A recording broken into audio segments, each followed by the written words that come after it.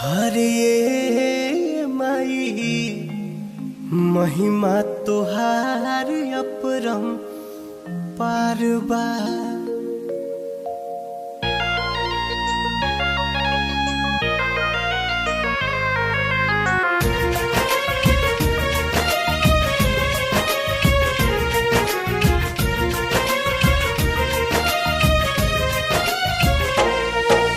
सात सुर के जननी तू ही वीणा वाली, रणभूमि रणचंडी रूप में भैलू माता काली। धर्म रखे धरती पायलू बन के शेरा वाली। माई महिमा तोहार अपरंपार बा।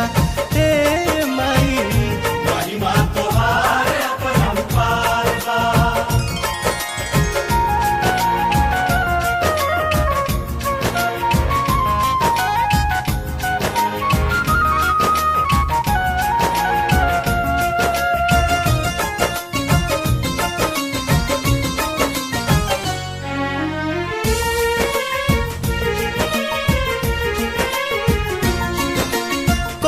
संकट आवे सभे रउए चरण धरेला।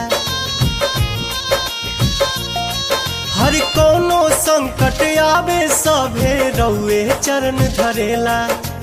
आदमी के का गिनती विनती देव तो लोग करेला। तीनों लोक में नइखे केहू हो, तीनों लोक में नइखे केहू रउआ यस बलशाली। माई महिमा तोहार अपरंपार बा। हे माई महिमा तोहार अपरंपार बा।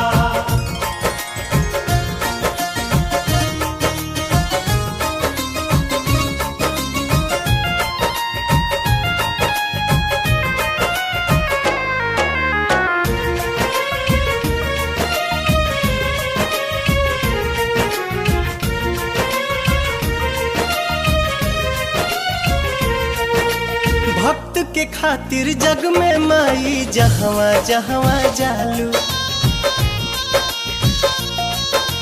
भक्त के खातिर जग में माई जहवा जहवा जालू। नया रूप आ नया नाम से वही जा तू पुजालू।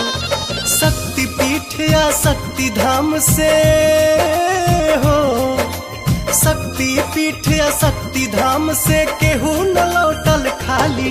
माई महिमा तोहार अपरंपार बा।